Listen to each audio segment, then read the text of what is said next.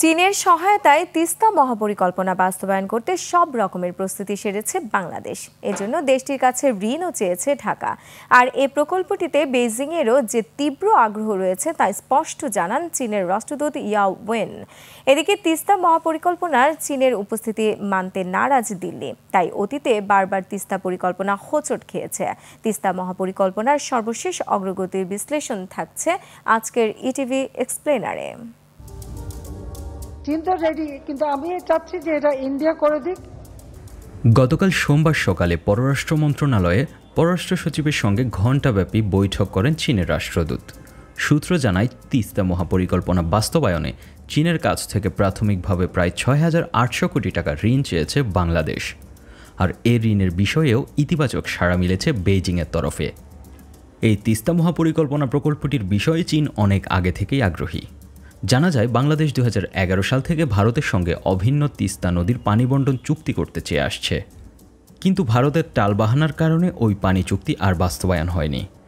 ফলে তিস্তাকে ঘিরে ২০১৯ সালে দৃশ্যপটে হাজির হয় চীন। তবে গত ৬ বছরে চীনের আগ্রহ থাকার পরও ভূকৌশলগত কারণ দেখিয়ে ভারত এই প্রকল্পে অংশগ্রহণ করার নামে প্রকল্প বাস্তবায়নের পথ সংকুচিত করতে চেষ্টা করে আসছিল। ফলে আলোর মুখ দেখেনি তিস্তা মহাপরিকল্পনা।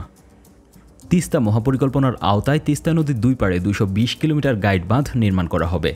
এছাড়া এই প্রকল্পের আওতায় স্যাটেলাইট শহর নির্মাণ, পর্যটন কেন্দ্র নির্মাণ, নদী খনন সহ নানা প্রকল্প বাস্তবায়ন করা হবে। একই সাথে ১০ লাখ মানুষের কর্মসংস্থানের ব্যবস্থা করা হবে। তিস্তা প্রকল্প ভারতকে দেওয়ার ব্যাপারে পলাতক প্রধানমন্ত্রী শেখ হাসিনার বিশেষ সম্মতি ছিল। ২০২৪ সালের ১৪ জুলাই তারিখে গণভবনে আয়োজিত এক সংবাদ সম্মেলনে তৎকালীন প্রধানমন্ত্রী শেখ হাসিনা বলেছিলেন, চীন তো রেডি, তবে আমি চাচ্ছি যে এটা ভারত করে দিক।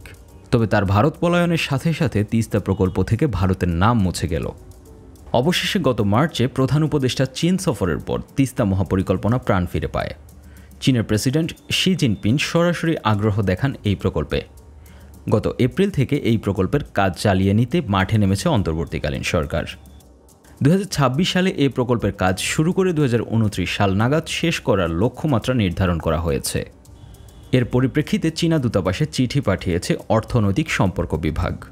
চিঠিতে comprehensive management and restoration of Teesta river project বাস্তবায়নে চীনের কাছ থেকে $৫৫ কোটি চেয়েছে বাংলাদেশ। আর এ ব্যাপারে চীনের সম্মতিও মিলেছে। এদিকে নাম প্রকাশ না করার শর্তে পররাষ্ট্র মন্ত্রণালয়ের এক কর্মকর্তা গণমাধ্যমকে বলেন, তিস্তার বিষয়ে চীন বেশ আগ্রহী। চলতি বছরের শেষের দিকে তিস্তা মহাপরিকল্পনা অধিকতর যাচাইয়ের জন্য বাংলাদেশে আসছে চীনের একটি কারিগরি বিশেষজ্ঞ দল। এদিকে বিশ্লেষণে দেখা যায়, তিস্তা প্রকল্প নিয়ে বাংলাদেশ কৌশলে এগিয়ে যাচ্ছে, কারণ বাংলাদেশের কয়েকটি নদীর মূল উৎপত্তি স্থল চীনে। চীন সেসব নদীতে বেশ কয়েকটি বাঁধ নির্মাণ করছে। ফলে তিস্তার মতো কৌশলগত একটি প্রকল্পে চীনের সংশ্লিষ্টতা থাকলে তিস্তা নদীর পানি প্রবাহ স্বাভাবিক রাখার ব্যাপারে চীনের সহায়তা মেলার ব্যাপারেও সম্ভাবনা সৃষ্টি হবে।